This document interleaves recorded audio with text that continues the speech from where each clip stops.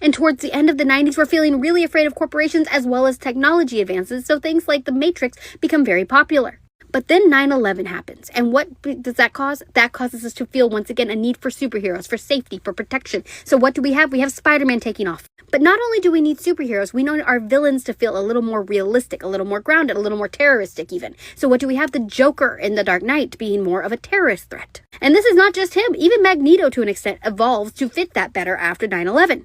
But escapism will always be big after a disaster, so things like Pirates of the Caribbean, Lord of the Rings, which yes, were being made before 9/11, but really start to trend because we as a society need it, so we lean into it more.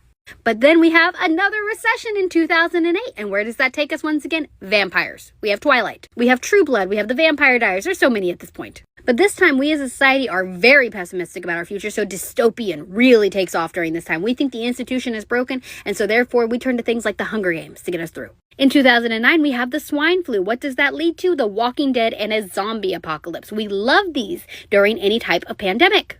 Once again, during this time period, we are feeling very pessimistic, so anti-heroes trend, organized crime trends. We love shows about this, so Breaking Bad becomes really popular. And now I'm going to jump ahead to the 2020s, where we have another recession, we have another pandemic, and so what are we starting to see again? We're starting to see vampires take off again. I promise you we will have a vampire boom in just a year or two. And we're already starting to see seeds of that with both Sinners taking off really big this year, and we had a remake of Interview with a Vampire. Not only that though, COVID brought back zombies. We have The Last of Us. We have things that are a little bit more zombie adjacent, such as Pluribus.